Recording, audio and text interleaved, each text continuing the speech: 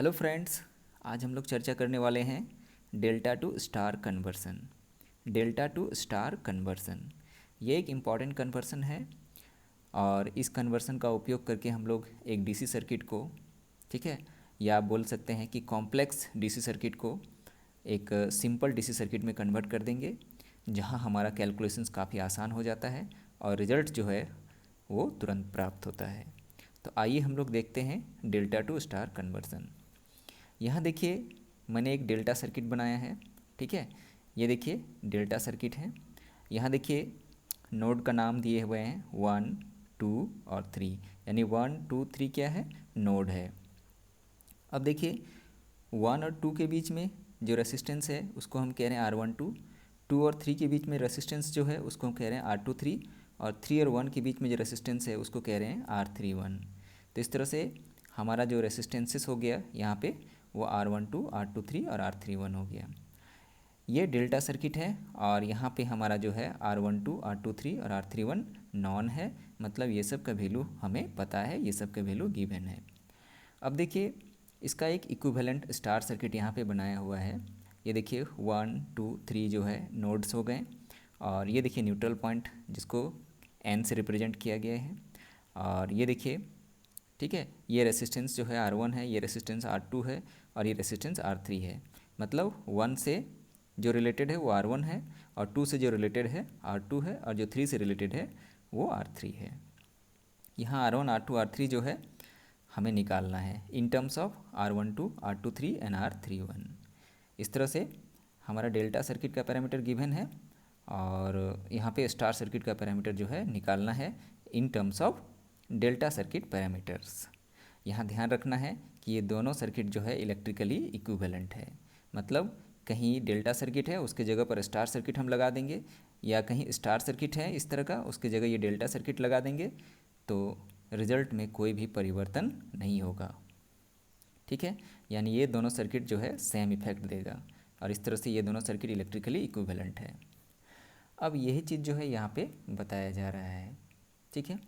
कह रहा है यहाँ R12, R23, R31, ठीक है, ये नॉन है, यानी हमारा डेल्टा पैरामीटर क्या है, नॉन है। और R1, R2, R3 जो है टू बी डिटरमाइन, यानी स्टार सर्किट का जो पैरामीटर्स है वो हमको निकालना है in terms of delta circuit parameters. चलिए ठीक है, अब हम लोग आगे बढ़ते हैं। एक चीज़ यहाँ पे ध्यान रखना है कि if both networks are electrically equivalent then resistance between any two terminals will be same in both the circuits.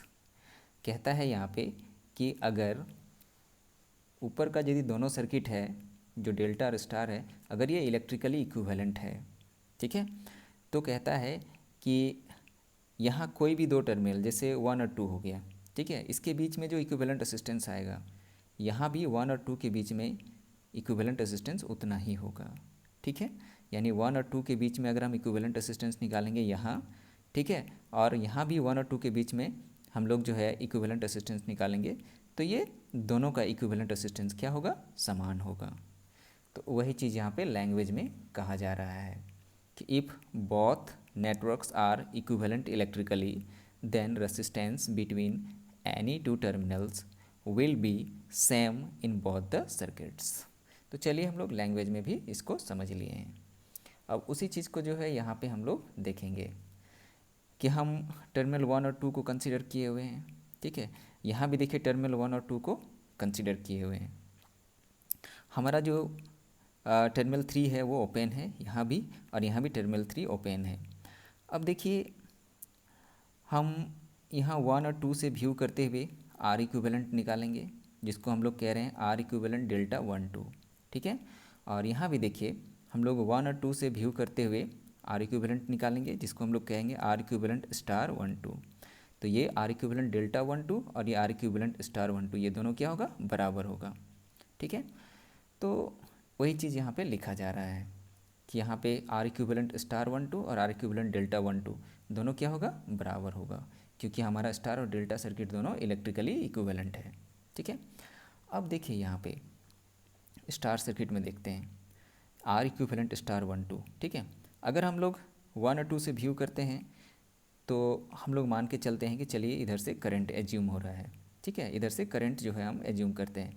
तो अगर यहाँ से कोई करंट आएगा तो ऐसे होते हुए निकल जाएगा। R3 पे कोई भी करंट नहीं बहेगा क्योंकि ये ओपन है, यानी जो भी करंट एज्यूम करेंगे वो R1 और R2 से होते हुए निकल जाएगा।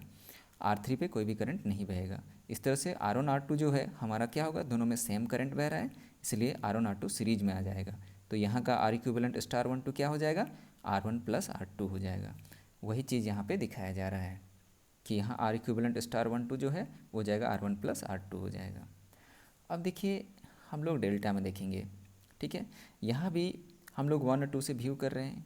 तो हम मान रहे हैं यहाँ से कोई करंट आ रहा है, और जब करंट आएगा तो देखिए यहाँ पे दो भाग में बटेगा। एक भाग तो करंट सीधे यहाँ आएगा, और दूसरा भाग का जो करंट है ऐसे होते हुए यहाँ पे आएगा, और फाइनली दोनों करंट मिल करके यहाँ से आउट हो जाएगा। तो यहाँ देखिएगा कि R31 और R23, ठीक है, R31 R23 में क्या होगा, सेम करंट बहेगा, ठीक है। यहाँ जो करंट होगा वही करंट यहाँ होगा। सेम करंट होने की वजह से क्या दोनों सीरीज हो जाएगा, ठीक है। और ये पूरा सीरीज सिस्टम जो है R12 के साथ क्या हो जाएगा, पैरेलल हो जाएगा। क्योंकि देखिए जहाँ करंट डिवाइड होता है, ठीक है, बढ़ता है, वहाँ पैरेलल सर्किट बनता है, और जहाँ करंट सेम रहता है वहाँ सीरीज सर्किट बनता है। तो यहाँ देखिए करंट सेम है तो R31 और R23 क्या हो गया, सीरीज में आ गया, और ये पूरा सीरीज सिस्टम R12 के साथ पैरेलल में आ जाएगा। तो वही चीज़ यहाँ पे दिखाया जा रहा है कि R इक्विवेलेंट डेल्टा 1 2 जो है उसको लिखेंगे R23 प्लस R31, ठीक है, पैरेलल R12। तो चलिए इसको सॉल्व करते हैं। इसको सॉल्व करने पर देखेंगे हम लोग को प्राप्त होगा R1 plus R2 equal to, ठीक है, R12 इंटू, ठीक है, ब्रैकेट है होल पर R23 प्लस R31, ठीक है, और डिवाइडेड बाय हो जाएगा R12 plus R23 plus R31 हो जाएगा। कहने का मतलब यहाँ पैरेलल है तो उसको हम लोग प्रोडक्ट बटा सम में लिखे हुए हैं। तो इसको सिंप्लीफाई करेंगे तो हम लोग को मिल जाएगा R1 plus R2 equal to हो जाएगा R12 into R23 plus R12 into R31, divided by हो जाएगा R12 plus R23 plus R31। तो ये एक रिजल्ट निकल गया, इसको हम इक्वेशन 1 कह रहे हैं। अब देखिए सिमिलर ऑपरेशन करेंगे हम लोग। अगर सिमिलर ऑपरेशन करेंगे सिमिलरली बिटवीन टर्मिनल्स 2 एंड 3, तो हमारा क्या हो जाएगा, R2 plus R3 equal to हो जाएगा R23 पैरेलल, ठीक है, हो जाएगा क्या, R12 प्लस R31 हो जाएगा, ठीक है। बिटवीन टर्मिनल्स 2 एंड 3 हम लोगों को ये रिजल्ट मिलेगा, जिसको सिंप्लीफाई करेंगे तो मिल जाएगा R12 into R23 plus R23 into R31, और होल पर डिवाइड हो जाएगा, ठीक है, R12 plus R23 plus R31 हो जाएगा। तो इसको हम इक्वेशन 2 कह दे रहे हैं, ठीक है। अब फिर एक बार सिमिलर ऑपरेशन करेंगे, ठीक है, बिटवीन टर्मिनल्स 3 एंड 1, तो हमारा जो है इक्वेशन हो जाएगा R1 प्लस R3, जिसको हम लोग लिख सकते हैं R31 parallel R12 plus R23, ठीक है। तो बिटवीन टर्मिनल्स 3 एंड 1 जो है ये रिजल्ट मिलेगा हम लोगों को। इसको सिंप्लीफाई करेंगे तो आ जाएगा क्या, R12 into R31 plus R23 into R31, ठीक है, और होल पर डिवाइड हो जाएगा R12 plus R23 plus R31। तो इसको इक्वेशन 3 कह दे रहे हैं हम। तो चलिए हम लोग 3 इक्वेशन देख लिए, इक्वेशन 1, इक्वेशन 2 और इक्वेशन 3। अब जो है ये तीनों इक्वेशन को सॉल्व करने का प्रयास किया जाएगा। तो आइए देखते हैं क्या कर रहे हैं। Adding equations 1 2 and 3 we get, हम लोग को जो 3 इक्वेशंस मिला है, ठीक है, और तीनों को हम लोग जोड़ देते हैं। तो जोड़ने पर जो है हम लोगों को ये रिज़ल्ट प्राप्त होगा, ठीक है। इधर भी 2 आ जाएगा और इंटू हो जाएगा R1 plus R2 plus R3, और इधर हो जाएगा 2 हो जाएगा R12 R23 plus R23 R31 plus R12 R31, और होल पर डिवाइड हो जाएगा R12 plus R23 plus R31 हो जाएगा। अब इसको सिंप्लीफाई करेंगे तो 2 2 कैंसिल होगा, हमको इक्वेशन ये प्राप्त हो जाएगा, ठीक है, और इसको हम इक्वेशन 4 कह दे रहे हैं। तो चलिए ऐड करने के बाद इक्वेशन जो है 4 हम लोगों को प्राप्त हो गया। अब देखिए क्या करेंगे, इक्वेशन 4 को इक्वेशन 2 से घटाएं, माने इक्वेशन 4 माइनस इक्वेशन 2 करेंगे। इक्वेशन 4 माइनस इक्वेशन 2 करेंगे तो हम लोगों को R1 का रिजल्ट मिलेगा। R1 equal to R12 into R31 divided by हो जाएगा R12 plus R23 plus R31 हो जाएगा, ठीक है। तो इस तरह से इक्वेशन 4 माइनस इक्वेशन 2 करेंगे तो R1 का वैल्यू मिल जाएगा, जिसको हम इक्वेशन A में रिप्रेजेंट कर रहे हैं।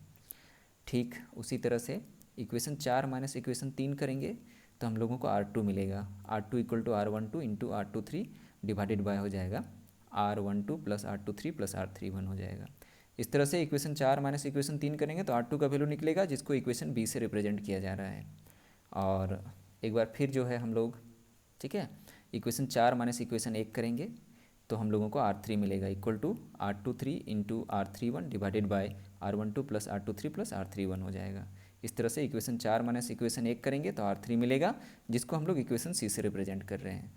तो इस तरह से स्टार सर्किट का जो पैरामीटर्स है R1 R2 R3, ठीक है, वो हम लोगों को यहाँ पे मिल जाता है, प्राप्त हो जाता है in terms of non delta circuit parameters.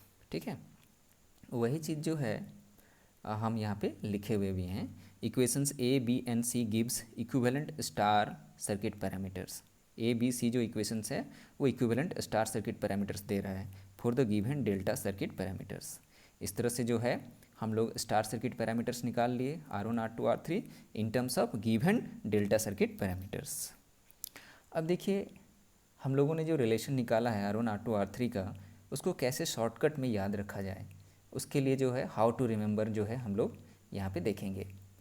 तो इसके लिए एक यहाँ पे सर्किट लिया गया है, इसमें डेल्टा और स्टार दोनों ही दिखाया गया है। ये देखिए डेल्टा सर्किट तो दिख रहा है R12 R23 R31 से, मैंने स्टार सर्किट को इसके भीतर ही एज्यूम किया है। ठीक है, ये बस रिमेंबर करने के लिए है, जो रिलेशन हम लोगों को मिला है उसको शॉर्टकट में याद करने के लिए ये बताया जा रहा है। तो हम स्टार सर्किट को इसके भीतर ही एज्यूम कर रहे हैं। तो अब देखिए जो R1 है, ठीक है, ये देखिए हमारा R1 है, इसके दोनों साइड्स क्या हैं, इसके दोनों साइड्स में आपको मिलेंगे R12 और R31। ठीक है, R1 के दोनों साइड्स में, एक साइड्स में R12 दूसरे साइड्स में R31, तो ये दोनों का प्रोडक्ट कर लीजिए और बटा सम कर दीजिए R12 plus R23 plus R31। तो ये देखिए यहाँ पे ये रिजल्ट हो जाएगा। देखिए R1 है, उसके दोनों साइड में देखिए एक साइड में R12 और दूसरे साइड में R31 है, तो ये दोनों का प्रोडक्ट कर लीजिए और सम जो है R12 प्लस R23 और R31 है ना, इससे डिवाइड कर दीजिए। तो इस तरह से R1 का हम लोगों को रिजल्ट प्राप्त हो जाएगा। ठीक उसी तरह से देखिए R2, ठीक है, R2 के दोनों साइड में क्या है, R12 है और R23 है।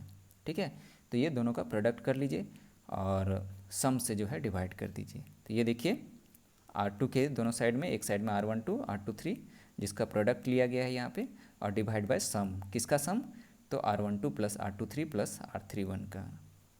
और ठीक उसी तरह से देखिए यहाँ पे R3 है, इसके दोनों साइड में क्या है, एक साइड में देखिए R23 है और दूसरे साइड में क्या है, R31 है। तो ये दोनों का प्रोडक्ट लीजिए, तो हो जाएगा क्या, R23 इंटू R31 और डिवाइड कर देना है सम से, किस सम से, तो R12 plus R23 plus R31 से। तो इस तरह से जो है हम लोग R1 R2 R3 को शॉर्टकट में याद रख सकते हैं, प्रोडक्ट बाय सम के फॉर्मेट में। ठीक है, तो इस तरह से जो है शॉर्टकट में जो है हम लोगों को याद करने का मेथड यहाँ पे प्राप्त हो गया। इस तरह से जो है हम लोग जो है आसानी से इसको सर्किट में अप्लाई कर सकेंगे और हमारा समय बचेगा। आशा करते हैं ये वीडियो आप लोगों को पसंद आया होगा और थैंक यू फॉर वॉचिंग।